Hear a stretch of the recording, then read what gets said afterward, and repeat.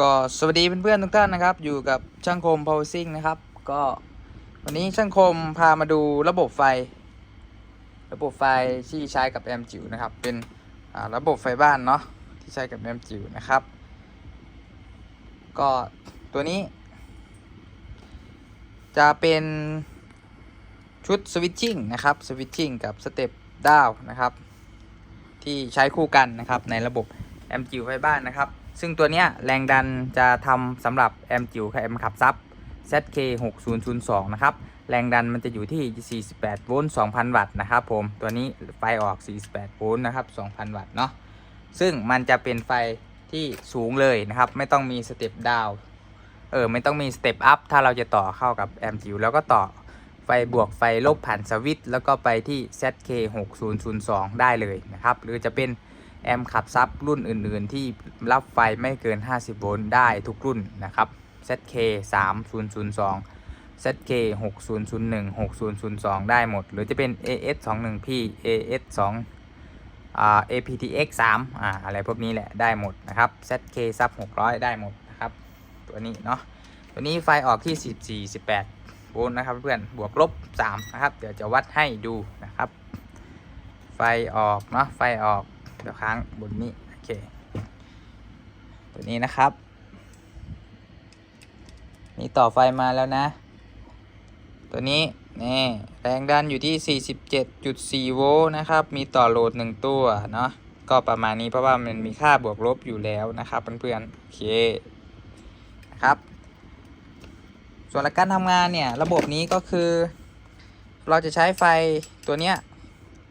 จากสวิตชิ่งเนี่ยต่อเข้าแอมกับซับเลย1ตัวแล้วก็ลดไฟมาที่สเต็ปดาวตัวนี้นะครับเพื่อจะเอาไปใช้กับแอม ZK HT213G ที่ไฟ30โวลต์นะครับตัวนี้มีจอให้ด้วยนะ30โวลต์แล้วก็ตัวนี้เป็นการกินกระแสของตัวที่มาต่อโหลดที่นี่นะครับตัวนี้จะใช้แอมขับกลางนั่นเองนะครับซึ่งเราจะลดแรงดันไฟลงให้เหลือ30โวลต์นะครับตัวนี้สามารถปล่อยกระแสออกได้ที่25แอมป์สูงสุดนะครับซึ่งแอมจิ๋วของ ZK HT213G มันจะกินไม่เกิน12แอมป์นะครับตัวนี้ก็เพียงพอแรงๆนะครับผมซึ่งข้อดีของการลดไฟลงมาเนี่ยจากกระแสสูงเนี่ยแรงดันสูงลงมาแรงดันต่ำเนี่ยกระแสเขาจะปล่อยได้เต็มที่เลยนะครับผมกระแสจะไม่ดรอปเลยเพราะว่ามันเอาแรงดันสูงลดมาเป็นแรงดันต่ำกระแสมันจะเต็มอยู่แล้วนะครับนี่คือข้อดีของมันนั่นเองนะครับเพื่อนๆเนาะหลักการทำงานก็ประมาณนี้นะส่วนวิธีการต่อเนี่ยวันนี้น่าจะไม่ได้ต่อให้ดูนะครับวันนี้มาอธิบายวิธีการใช้งานของเขานั่นเองนะครับผมซึ่งมันก็เป็นอีกหลักการหนึ่งที่ใช้ง่ายๆสำหรับคนที่ใช้เจ้าตัวระบบไฟบ้านนะครับไฟบ้านโดยตรงนะครับไฟบ้านก็เข้าตรงนี้แหละ220โวลต์นะครับสำหรับชุดแอมจิ๋วนะครับที่ใครหลายๆคนที่ใช้ power 2 ตัวนะครับ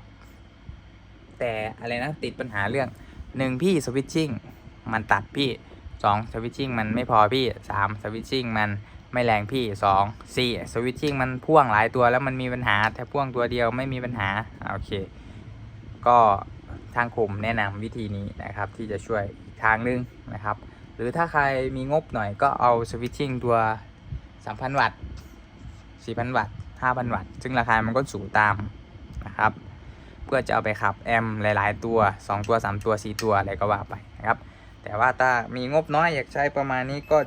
งบประมาณก็จะถูกลงนะครับแต่ให้คุณภาพแล้วก็ประสิทธิภาพเนี่ยเต็ม 100% นะครับตัวนี้แนะนำเลยนะครับแต่ว่าเราก็ต้องมาดูว่า power ของเราที่ใช้มันมีpower ตัวไหนบ้างเราจะจัดระบบยังไงต้องมีความรู้ตรงนี้ด้วยนะครับเพื่อนๆเนาะแต่ถ้าใครไม่มีไม่เป็นไรไม่ต้องกังวลสอบถามช่างคม Power Sing ให้จัดชุดแบบนี้ให้ได้เลยนะครับไม่มีปัญหานะครับผมเงินมาของไปง่ายๆมากนะครับอยากได้แบบไหนบอกได้เลยเดี๋ยวจัดระบบให้รับรองจบทุกอย่างจบที่ช่างคม Power Sing นะครับทั้งตัว Power Amp เองก็ดีนะตัวระบบไฟก็ดีนะครับทุกอย่างเลยเพราะว่าเราได้คำนวณให้ท่านแล้วนะครับสูตรนี้โอเคนะครับสเต็ปดาวอีกตัวหนึ่งที่มองเห็นอยู่ตรงนี้ก็คือจะเอาไปใช้กับ พวกอะไรนะ LED แล้วก็ปีใหม่นั่นเองครับ LED ปีใหม่พวกนี้แหละก็คิดว่าน่าจะลงตัวสุดแล้วล่ะส่วนใครอยากจะได้กำลังวัตต์ตัวนี้เยอะก็ได้ แล้วก็ตัวนี้จะเพิ่มกำลังวัตต์ก็ได้ถ้าใช้กับแอมหลายตัวอีกนะครับ ซึ่งมันก็ต้องมาคุยกันว่าเอ้ยพี่ระบบผมมีแบบนี้นะผมอยากได้แบบนี้นะจะทำยังไงดีโอเครับปรึกษาให้นะครับปรึกษาฟรีแล้วก็รบกวนสั่งของที่ช่างคมด้วยละกันเนาะบางท่านก็มาสั่งของมาปรึกษาฟรีแล้วก็ไปซื้อที่อื่นมาสุดท้ายมีปัญหาก็ช่างมันเป็นอย่างนี้อย่างนี้โอ้โหเสียใจมากเลยนะครับแต่ก็ไม่ว่ากันเนาะไม่ว่ากันถือว่าเป็นแบ่งปันความรู้แล้วกันนะครับโอเคนะครับเพื่อนๆคลิปนี้ก็น่าจะ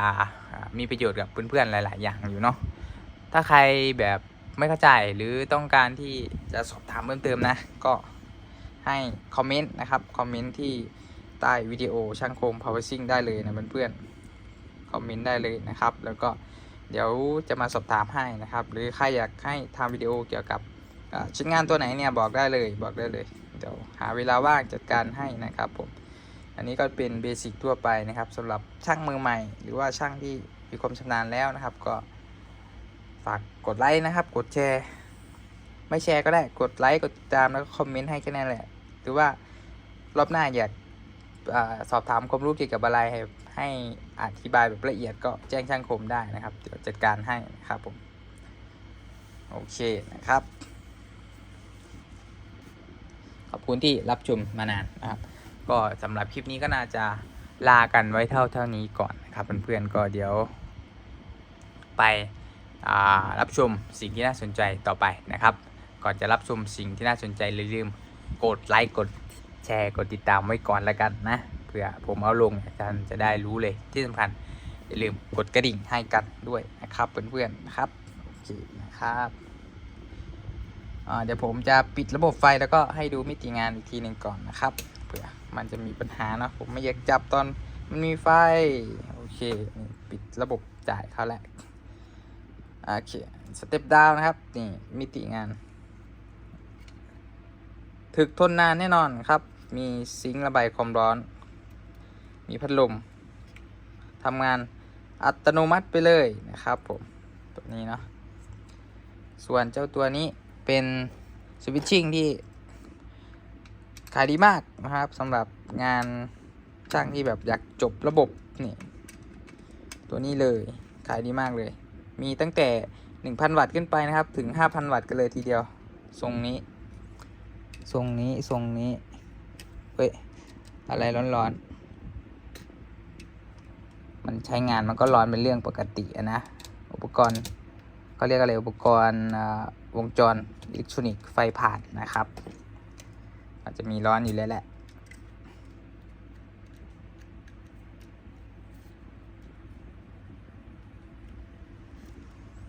โอเคนะครับแต่มิติงานก็ประมาณนี้หลายๆคลิปก็น่าจะหลายๆท่านก็น่าจะได้ดูเนาะหลายๆคลิปครับโอเคครับเพื่อนๆยังไงก็ฝากกดไลค์กดแชร์กดติดตามนะครับช่างคมPower Syncให้ด้วยนะครับลากันไปก่อนสวัสดีครับ